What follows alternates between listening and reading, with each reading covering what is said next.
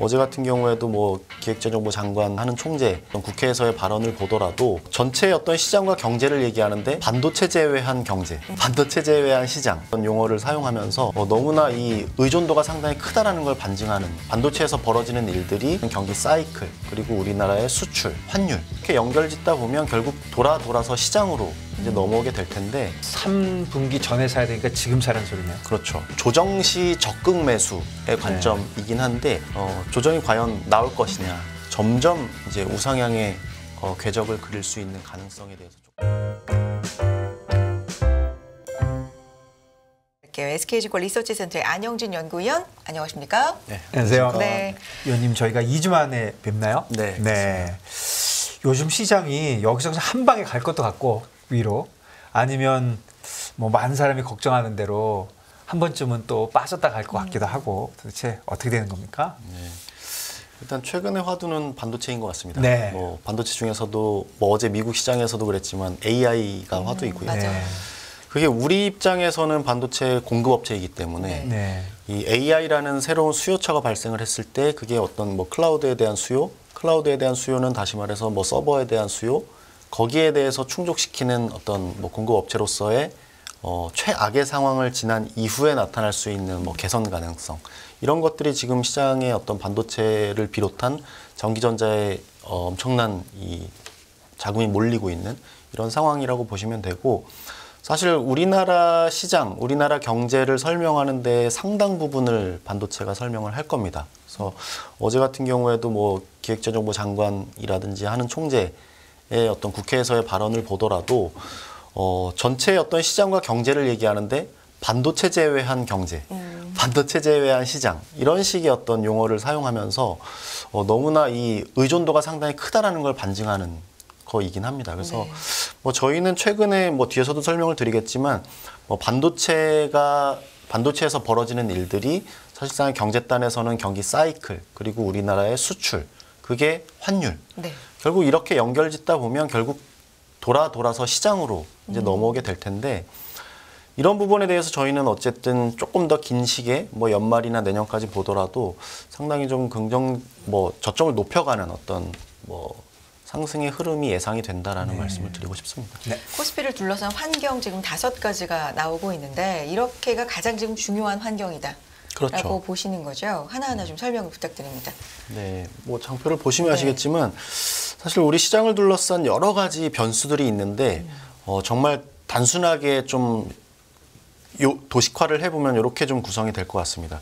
기본적으로 우리나라는 대외 의존도가 높은 경제 구조이기 때문에 어떤 경기 사이클에서 우리나라의 위치가 어디쯤에 분포되어 있는지에 따라서 어떤 외국인들의 시선이 상당히 달라진다라는 부분이고 환율은 그야말로 외국인들의 시선에 의해서 적용이 되는 그래서 뭐 환차 이계 개념, 환차 손해 개념을 통해서도 기업 이익을 넘어서는 어떤 환에 대한 어떤 개념이 있다라고 보실 수가 있겠고 이익이야말로 주가는 이익에 대한 함수다라는 측면 그리고 수출은 우리나라의 어떤 상장사들의 실적 추이라든지 또 이런 것들은 수출과 직결이 되고 있고 저희가 보기에 무역 수지 같은 경우에는 마치 기업의 마진과도 같은 수출을 매출로 수입을 비용으로 인식한다면 무역 수지는 마치 우리나라의 어떤 마진격이라고 볼 수 있는 그래서 지금은 마치 적자 기업이라고 보실 수가 있는데 적자 폭이 줄어든다는 전망이 이루어진다라고 한다면 아무래도 저가 매수 내지는 수급이 들어올 수 있는 여지에 대해서 좀 생각해 볼 수 있다는 측면에서 말씀을 드리고요. 이러한 것들을 설명하는 데 있어서 좀 하나의 섹터이긴 하지만 말씀드렸던 대로 너무 큰 비중을 차지하고 있기 때문에 어떤 최근의 반도체 이슈 자체가 뭐 수출, 무역 수지 그리고 우리 선행 이익 뭐 이런 것들을 좀 좌우할 수 있다. 그런 측면에서 이게 하나의 결합체가 돼서 우리 시장을 설명하는 거라고 볼 수가 있겠죠. 근데 저점을 중장기적으로는 점점 높일 것 같다라고 하셨는데 사실 저 둘러싼 5가지 환경은 뭐 하나 그렇게 뾰족하게 신통치는 않아 보이는데 어떻게 보십니까? 그래서 저희는 뭘부터 보여드릴까요? 요거부터 보여드릴까요? 경기 사이클을 보면 주식시장은 경기를 선행한다, 펀더멘탈을 선행한다라는 이야기는 뭐 아주 일반론적으로 할 수가 있겠고 아무래도 경제가 돌아서는 이러한 것들에 대해서 주식시장은 한 발짝 빠르게 움직입니다. 움직이는 경향이 있고 실제로 뭐 이건 정말 단순하게 도식화한 거긴 하지만 사이클의 위치가 어딘지에 대한 명확한 판단이 우리 시장의 어떤 위치를 파악할 수 있다라는 뭐 생각을 하는 거고 제가 뭐 개인적으로 생각하는 거는 한국의 경기 사이클의 위치와 시장의 위치를 이렇게 빨간색 다트로 좀 표시를 해봤습니다. 그래서 경기에 딴에서는 저희가 저점이 임박했다라고 보실 수가 있겠고 지금 말씀 주셨던 대로 앞서서 5가지의 변수들은 정말 나빠 보입니다. 네. 지금은 나빠 보이는데 그렇기 때문에 저희는 가장 어두운 구간을 지나고 있다라고 생각을 하는 거고 그럼에도 불구하고 시장은 더 앞서서 내다보고 있다라는 측면을 바라보고 있기 때문에 저희는 작년 4분기에 있었던 2150 수준을 좀 저점으로 점점 이제 저점을 높여가는 거죠. 그 그림을 이제 앞선 페이지에서 좀 보여드리고 싶은데 바로 이 그림입니다. 위의 그림은 코스피 지수라고 보시면 될 거고요. 아래쪽 그림은 MDD라고 해서 최대 하락폭을 이제 나타낸 도표라고 보시면 될 건데 이 아래쪽의 MDD에서도 단순히 우리 눈에 보이는 코스피 그냥 뭐 우리가 지금 보고 있는 2557 수준의 코스피라고 보시면 좋겠고 까만 선으로 표시된 거는 달러 환산 코스피인데 이게 바로 환율을 적용한 부분입니다. 여기서 빨간 선과 까만 선의 차이점을 생각해 보시면 바로 우리가 보는 코스피와 외국인들이 보는 코스피라고 보실 수가 있죠. 그래서 시작점은 동일하게 2021년 1월 거의 시장이 고점이었을 때죠. 그때부터 시작을 해보면 지금 이제 뭐 그 고점 대비 최대 고점 대비 우리 시장 그냥 우리가 보는 코스피는 마이너스 22% 그리고 환율이 적용한 달러 환산 코스피는 마이너스 33%. 그렇다면 우리가 보는 코스피보다 외국인들이 보는 코스피는 더 싸다고 볼 수가 있겠죠. 그래서 이런 식으로 접근을 해볼 수가 있는 부분이고요. 여기에 대해서 회색 선으로 보여지고 있는 외국인 누적 수급을 보시면 정말 뭐 같은 패턴으로 이어지게 되고요. 이러한 것들에 대해서 수급은 선행한다라고 보실 수가 있고 이미 외국인 수급에 대한 저점은 작년 7월 달에 나왔다라고 보시면 좋겠고 시장은 22년 작년 10월 달 9월 말에서 10월 초에 봤다라고 보시면 앞서서 설명드렸던 어떤 뭐 수급이라든지 시장은 어떤 뭐 펀더멘탈이라든지 어떤 관점을 선행한다라는 의미를 좀 반영을 하고 있다라고 보시면 됩니다. 그래서 위에 보시는 코스피 지수를 보시더라도 저희는 이렇게 뭐 등락은 있습니다. 등락은 있겠지만 저점을 높여가는 형태의 움직임들이 보여질 거고 그 이유를 좀 경기 사이클부터 조금 더 설명을 좀 드리도록 하겠습니다.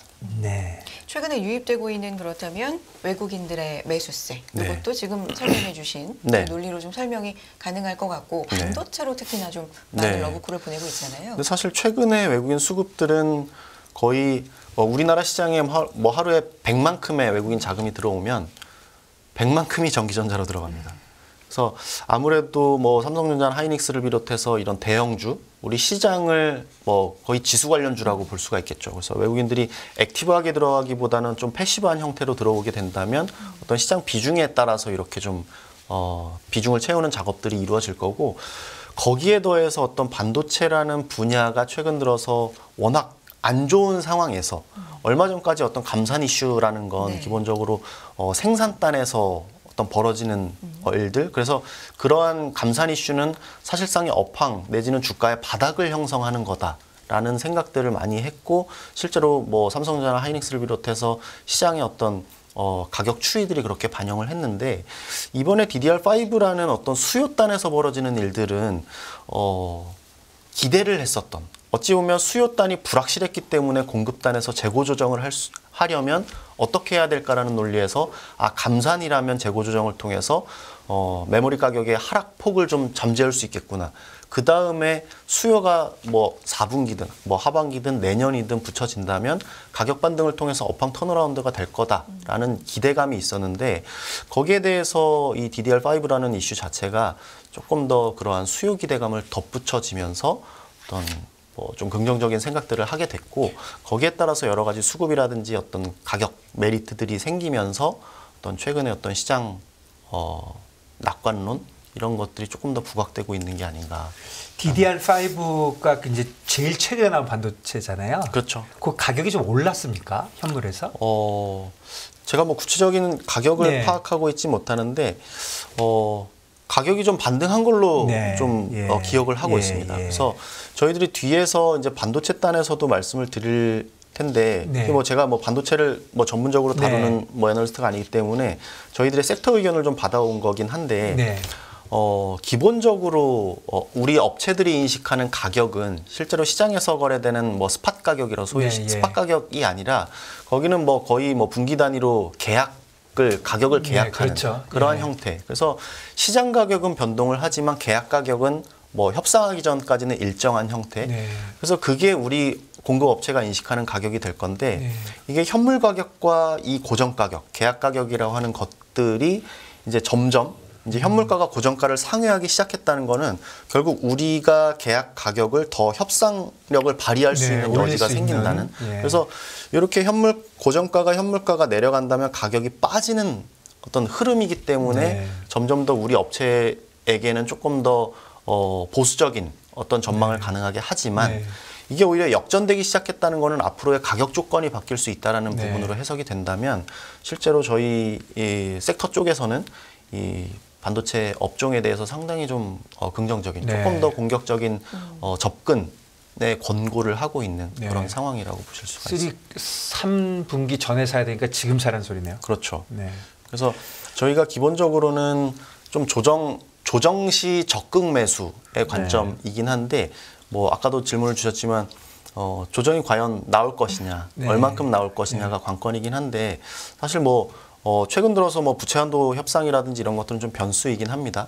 그래서 그런 좀 이벤트 리스크들에 의해서 조금 뭐 조정의 빌미가 될 수 있으면 될 수 있다라는 게 뭐 제가 바라보는 탑다운 어프로치에서도 그런 뭐 이슈이긴 한데 기본적으로 펀더멘탈리 또는 뭐 또 계속 좀 지연이 되지만 설명드릴 내용들은 점점 이제 우상향의 궤적을 그릴 수 있는 가능성에 대해서 조금 더 말씀을 드리고 싶습니다. 사실은 뭐 조정을 받더라도 결국 오르기만 하면 못 살 이유가 뭐가 있습니까? 내려가면 좀 있으면 오를 텐데. 네. 그런데 결국은 장기적으로 오르고 내리냐는 지금 여러 번 설명해 주신 대로 경기와 뭐 무역과 이런 고리로 움직이는데 그 고리에서 가장 그래도 키를 쥐고 있는 거는 세계 경기, 네. 미국 경기일 것 같은데 네. 뭐 어떻습니까? 얼마나 우리한테 영향을 줄까요? 우선 이 그림을 보시면 아까 잠시 보여드렸던 저희가 이제 OECD 경기 선행 지수의 흐름을 보면서 네. 한국이 정말 어렵다라고 네. 이야기를 많이 하는데 OECD 경기 선행 지수 기준으로 보면 우리나라 선행 지수가 2년 만에 첫 반등을 했습니다. 네. 첫 반등을 했고 중국은 7개월 연속, 유럽은 5개월 연속으로 반등세를 이어가고 있다라는 부분. 반면 이제 미국은 아직까지 그런 모습이 보이지 않는데 말씀하신 대로 세계 경제에서 미국이 차지하는 비중이 워낙 크기 때문에 다른 나라들이 이렇게 반등한다. 저희들은 그래서 뭐 변곡점의 전후라고 표현을 드리긴 하는데 네. 미국이 얼마나 이들의 발목을 잡는지에 따라서 사실 세계 경제의 어떤 턴어라운드의 가능성, 여지, 정도 이런 것들은 상당히 좀 차이가 있을 것 같아요. 그런 측면에서 저희가 미국 경제에 대해서 좀 생각을 해봤을 때 미국의 침체 강도가 상당히 미미하게 나타날 거라고 저희들은 전망을 네. 하고 있고 뭐 가장 좀 뭐 듣고 싶은 만큼 듣고 싶은 게 들어진다고 저희가 지난 FMC에서도 파월 의장이 좀처럼 본인의 개인적인 의견을 표명하지 않는 분인데 침체를 피해갈 수 있다라고 언급한 부분이 상당히 좀 귀에 익숙하게 들렸고 그 이후에도 최근 들어서도 계속해서 뭐 금리 인상 중단이라든지 뭐 이런 조금 의미 있는 이야기들을 네네. 계속 하고 있는 것 같아요. 거기에 더해서 연준에 정말 작년부터 연준 너희들 그렇게 생각하면 안 돼라고 강력하게 어떤 메시지를 보내왔던 레리 서머스 전 재무장관 같은 경우에도 작년에는 인플레이션 뭐 쉽게 꺾이지 않는다. 꺾이려면 정말 하드 리세션이 와야만 그게 가능할 것이다라고 이야기를 줄곧 해왔던 거에서 뭐 최근 들어서는 침체를 피할 수 있다라는 메시지를 주고 있단 말이죠. 그래서 이들의 이야기뿐만이 아니라 저희들이 자체적으로 좀 분석을 해본 결과도 어떤 실업률의 관점 그리고 소비에서 나타나는 초과저축의 어떤 뭐 구매력이죠. 이런 두 가지 측면에서 생각을 해볼 때 저희들은 리세션의 규모가 그렇게 강할 것 같지도 않고 저희들의 뭐 추정값에 따르면 3분기에 역성장이 가능하겠지만 4분기 또 그 이상엔 뭐 많아봐야 뭐 제로 성장 정도에 불과한 그 정도의 어떤 성장 경로가 예상이 되기 때문에 지금 저 그림을 간단하게 해석해 주시면 어떻게 봐야 되죠?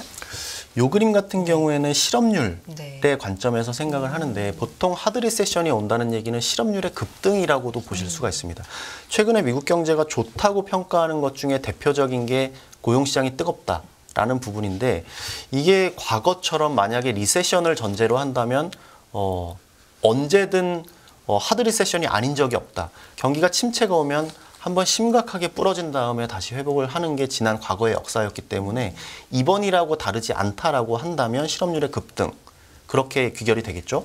근데 저희가 이 소위 베버리지 곡선이라고 하는 실업률과 구인율, 그러니까 노동에 대한 수요 여기에 대한 일반적인 패턴 분석을 해봤을 때 최근에 벌어지고 있는 부분 이렇게 아래쪽 화살표로 내려가고 있는 부분을 보시면 왜 이렇게 노동 수요가 줄어들고 있다라는 신호들은 보이고 있음에도 실업률은 올라가지 않을까라는 부분에 대해서 이거는 전적으로 초과 수요 때문입니다. 그래서 지금 기업들이 생각하고 행하고 있는 초과 수요가 조정되는 정도는 실업률에 영향을 미치지 않는 정도, 충분히 이 버퍼가 남아 있다라는 의미로 해석이 되고요. 앞으로의 변화 방향에 대해서도 이게 통상적으로 이렇게 뭐 우하향의 이런 관계를 보이고 있는데. 다시 이 관계가 이 우하향의 곡선, 실제로 곡선 상의 이동으로 바뀔 것이냐 아니면 곡선 자체가 이렇게 쭉 수직 하향 이동을 하는 형태로 될 것이냐 실제는 그 중간 어디쯤이라고 보고 있습니다. 그래서 과거처럼 실업률이 이렇게 시간이 가면서 실업률이 급등하는 형태로 나타나기보다는 오히려 그게 완만한 형태 그러면서 노동 참여율 저희가 이제 오른쪽 표에서 보시는 건 노동에 대한 공급이라고 보시면 되는데 실제로 이제 경제 지표단에서는 경제활동 참가율로 이제 해석을 할 수 있는 부분이고 저희가 이걸 이렇게 시나리오 분석을 해본 결과 실제로 실업률이 그렇게 높아질 가능성은 매우 제한되게 평가가 되고 있고 그 실업률 그러니까 노동력과 이 경제 성장률의 관계를 분석해 본 결과표를 이 가운데 숫자로 표시해 본 결과는 그렇게 성장률의 역성장의 강도도 그렇게 크지 않을 것 같다.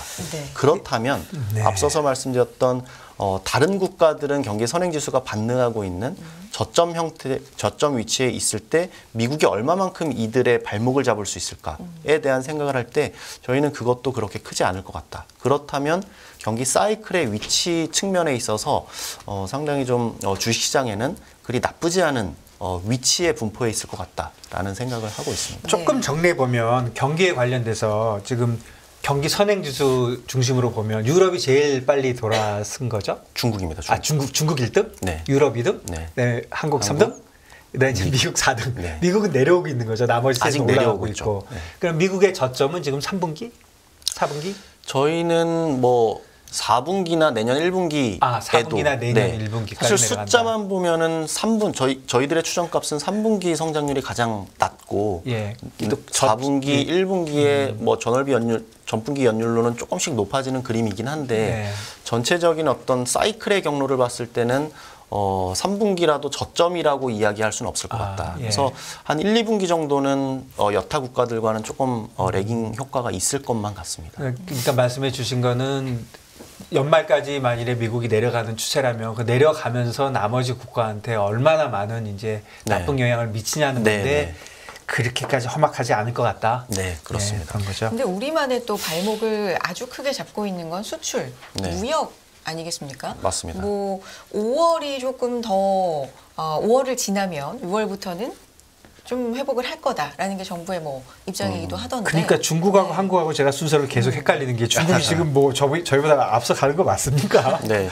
이게 뭐 실제 나타나는 형태와 어떤 사이클의 위치가 조금은 뭐 몇 개월 차는 다를 수가 있습니다. 근데 이 사이클의 형태에서 결국은 뭐 중국 경제도 지금 기대만큼 뭔가 성과가 나오지 않는다라는 생각들을 하고 있고 그렇게 현상이 나타날 때 나타날 수 있는 건 정부의 어떤 뭐 보완책이 될 거죠. 부양책이 될 거고 여기에 대해서 여러 가지 또 의견이 분분한 상황이긴 하지만 저희들은 결국은 뭐 리오픈의 형태가 서비스 그리고 뭐 제조업이라든지 어떤 재화 쪽으로 수요가 나타날 걸로 보고 있는데 그게 부족하다면 정부의 어떤 뭐 금리 정책이라든지 또 이러한 보완책으로 좀 만회를 할 수 있다라는 생각을 하고 있고 수출 얘기가 나와서 이제 뭐 요 장표를 한번 네. 보시면 사실 수출 같은 경우에 정말 나쁘죠. 근데 결론부터 말씀을 드리면 저희는 수출 증가율 측면에서는 지금 2분기가 저점, 그리고 수출 네. 금액에 대해서는 3분기가 저점,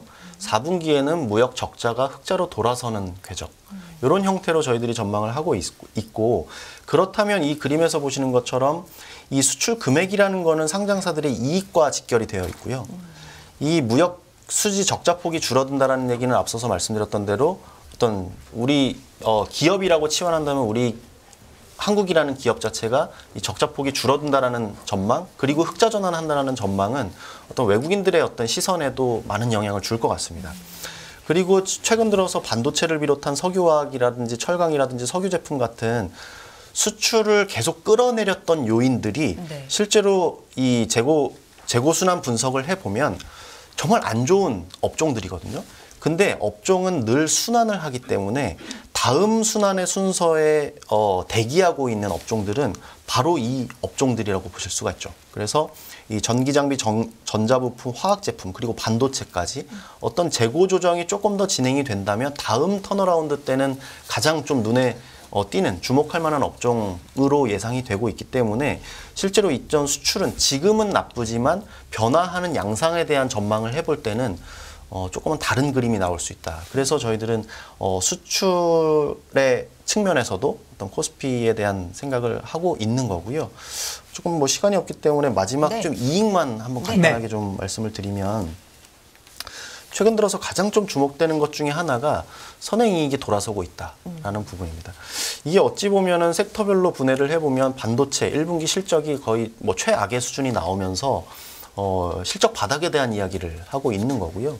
최근에 이제 또 유틸리티, 한전 같은 경우에는 또 전기료 인상 요인이 더해지면서 이런 부분에서도 조금 개선의 요인이 있습니다. 그래서 실제 실적이 주가에 대한 설명력이 높다라기보다는 향후 어떤 선행이익에 대한 부분들이 보시는 것처럼 코스피 지수에 아주 중요한 역할을 하고 있는 거기 때문에 저희는 최근에 지금은 나쁘지만 앞으로의 변화할 다이나믹스, 동태적인 변화는 결국 우리 시장에는 상당히 유리한 형태로 반영이 될 수 있다라는 부분을 좀 언급을 드리고 싶고 그렇기 때문에 맨 앞에서 보여드렸던 이 5가지 네. 경기 사이클 환율, 이익, 그다음에 수출 무역 수지와 반도체 이런 어떤 코스피를 둘러싼 환경이 지금은 정말 나쁘다고 이야기할 수가 있지만 결국은 시장은 미래를 바라보고 있다. 그래서 이러한 변수들이 어떤 변화의 양상들을 보일 것인지에 대한 생각들을 좀 말씀을 드리면서 저희는 저점을 높여가는 네. 흐름 그렇게 말씀을 드리고 싶습니다.